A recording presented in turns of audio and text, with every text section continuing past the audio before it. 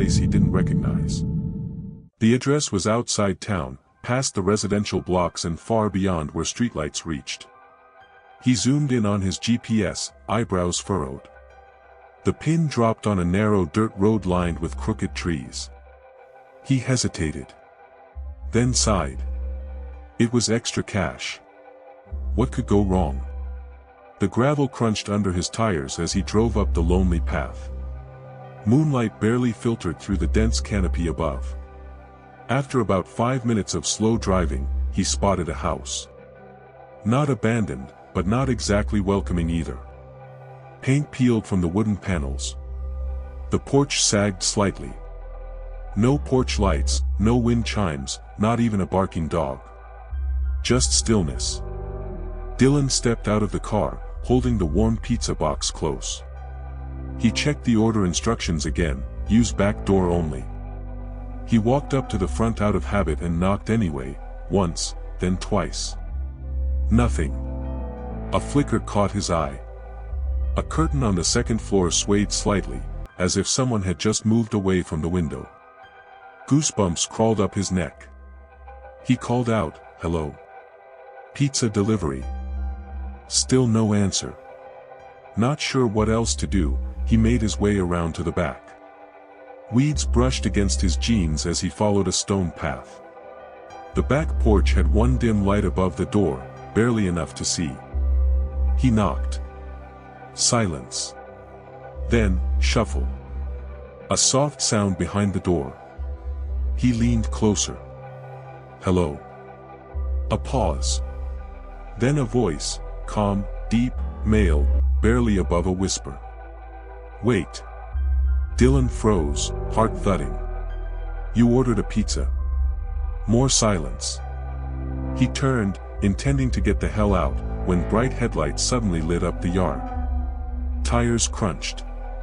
A black SUV sped in and stopped sharply behind his car. 2 men jumped out. One held a badge in the air. "Step away from the house," the taller man barked. Dylan's jaw dropped. "What the?" "Hands up. Now." Totally stunned, Dylan raised his hands slowly. "I'm just the pizza guy." The second man spoke into a radio, eyes locked on the dark house. Another plainclothes officer emerged from the trees nearby, motioning silently to someone else.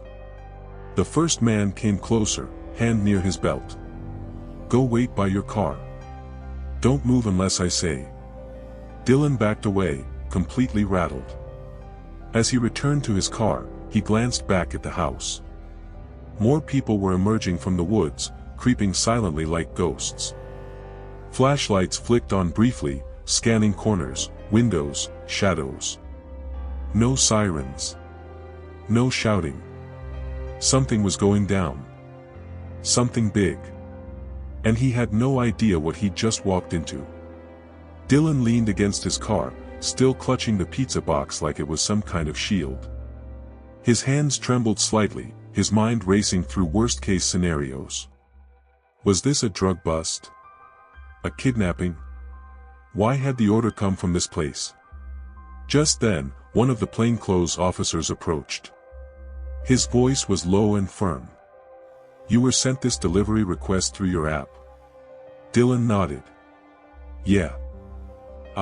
I thought it was weird, but it was just another drop." The officer looked toward the darkened house. "This property's been abandoned for months. The owner disappeared. Neighbors reported seeing lights, hearing voices, but no one ever came forward. Until tonight." The words landed like bricks. Dylan's stomach sank. He looked at the pizza. So, someone was in there. The officer didn't reply. Instead, he motioned to a man in tactical gear. "He stays here. We go." Within seconds, they moved. 4 men crept onto the porch, no sound, no flashlights. Just dark shadows blending into a darker night. Dylan could barely breathe. The stillness around the house grew heavier. Like the place itself was holding its breath. Then came a sharp bang, not a gunshot, but the back door flinging open. Screams. 2. Maybe 3. Flashlights exploded into the night. "Get down. Now," someone yelled. Shuffling. Fighting. Something heavy crashing inside the house. Then silence. 10 seconds later, 2 officers dragged someone out of the house. He looked half naked, covered in grime, face hidden by a sack. Blood smeared across his chest. One of the officers yelled into a radio, "We found her. She's alive." Another team emerged carrying a limp young woman, wrapped in a dirty blanket. Her eyes blinked slowly under the porch light. Her lips were cracked and trembling, but she was breathing. Dylan's heart dropped. That could have been him. The lead officer walked over. "Your delivery saved her life," he said bluntly. "We were tracking the suspect for weeks. He used food delivery apps to lure random drivers here. You showed up before he could trap someone again." Dylan stood frozen. "So he was expecting me?" "Yes.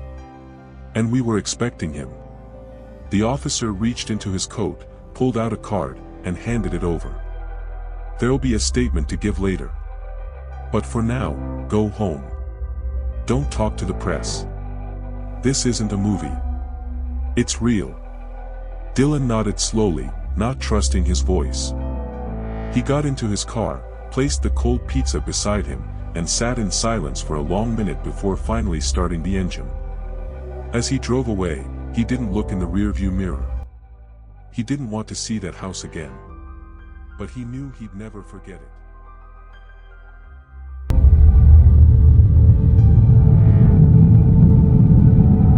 Brandon Keller had just moved into his new apartment in Ashgrove Heights, a quiet neighborhood with more cats than cars and old brick buildings that creaked with age.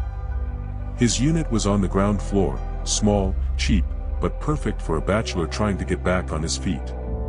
The first 2 weeks were fine. Nothing special. He worked the night shift at a gas station and mostly slept during the day. But soon, something began gnawing at him.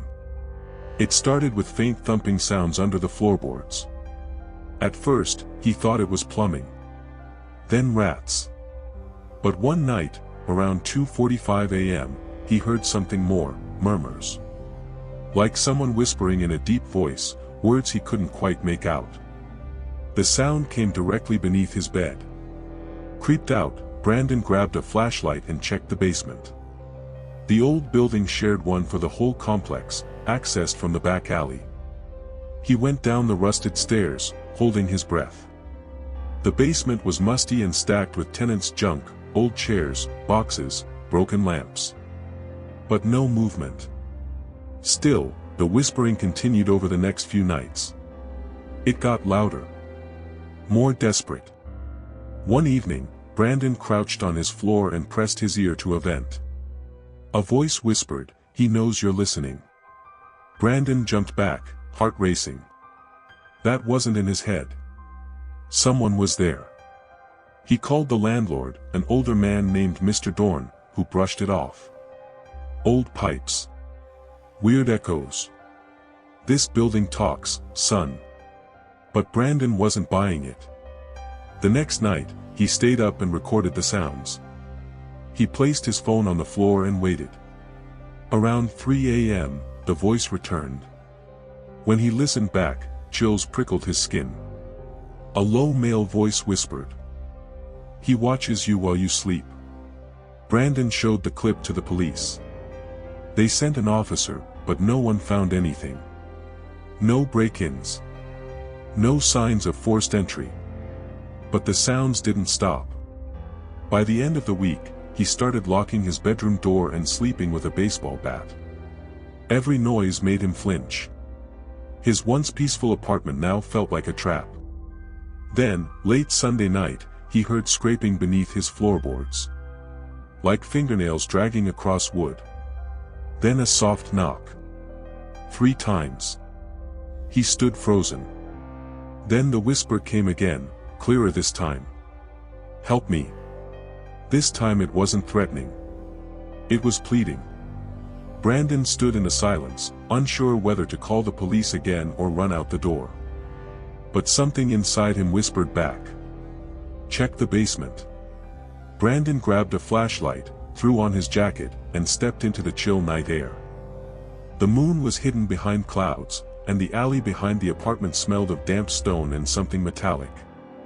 He hesitated at the rusted door to the shared basement, his hand trembling slightly as he reached for the handle. It creaked open. He descended the old steps, the sound of his own breathing loud in the stale air. The basement was quiet, too quiet. The usual hum of pipes or distant machinery was gone. His light passed over old boxes, abandoned shelves, and cracked furniture draped in dusty sheets. Then he heard it. Sound. From the far corner of the room. He moved slowly toward it. His flashlight flickered, once, twice, then steadied. It landed on a section of wall that looked different from the rest. While the rest was concrete, this part had a wooden panel awkwardly nailed to the surface. Something had been sealed there. Brandon leaned in, his ear brushing the wood. Help me. He stumbled back. Someone was behind that wall.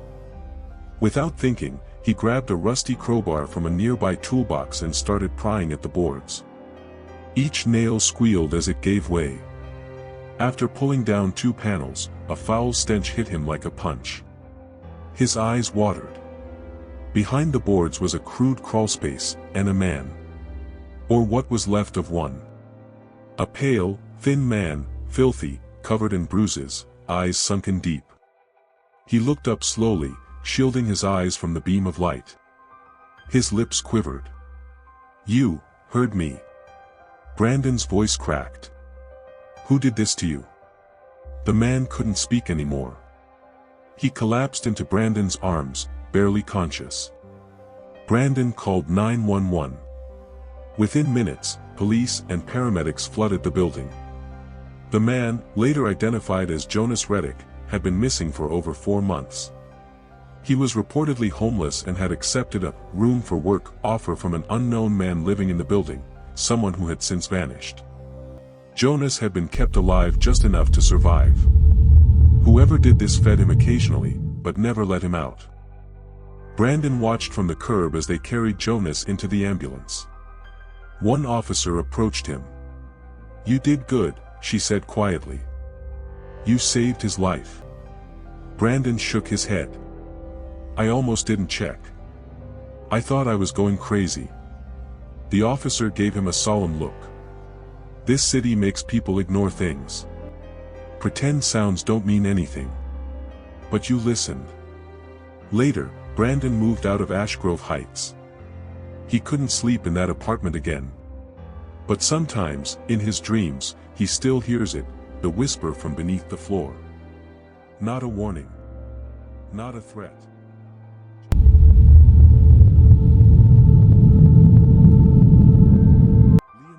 Worked the late shift at a small newspaper office in Cloverfield, a sleepy town where nothing exciting ever happened, until one cold November night.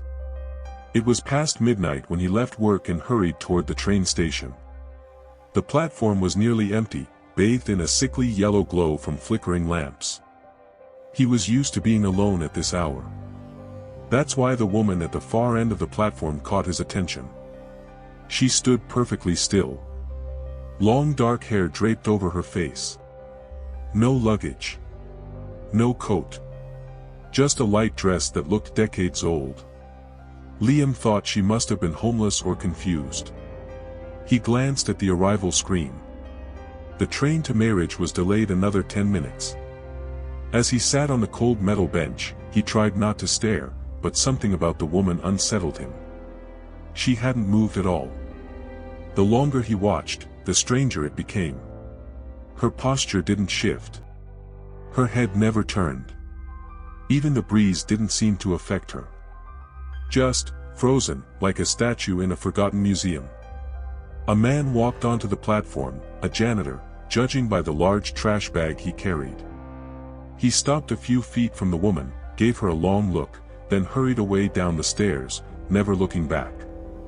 Liam's skin prickled. He stood, unsure if he should approach her. Maybe she needed help. Maybe she was hurt. He took a cautious step forward.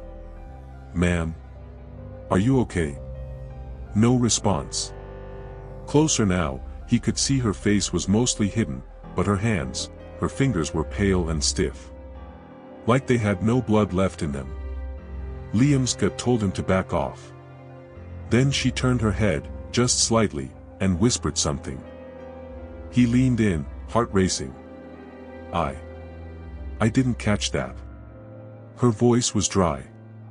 Cracked. Like leaves crunching underfoot. "Don't take the train." He stepped back, alarmed.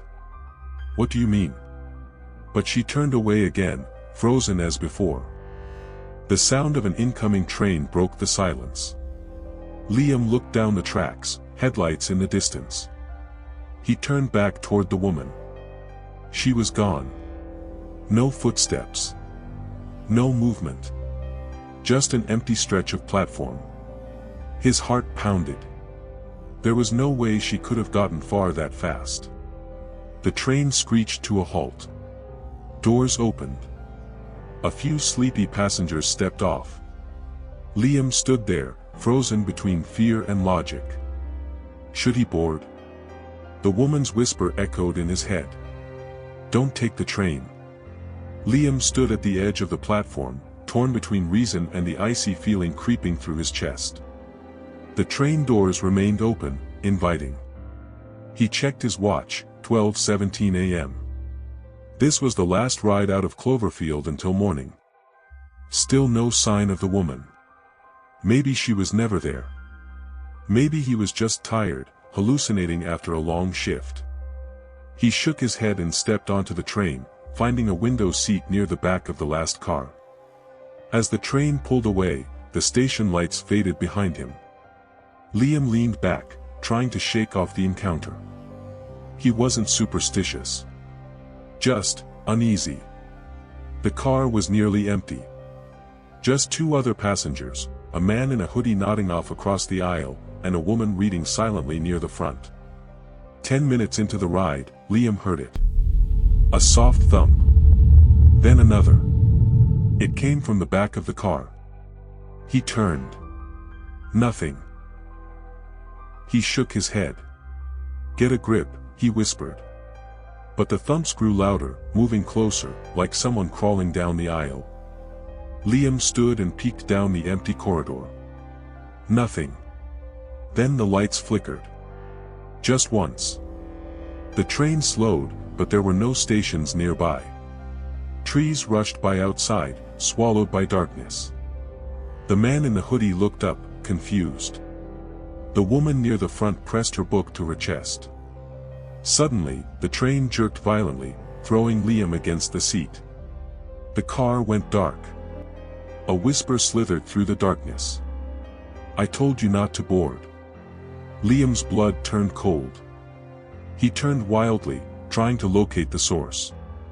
The lights flickered back on. The woman from the platform was standing inside the train, at the far end of the car. Still in her light dress.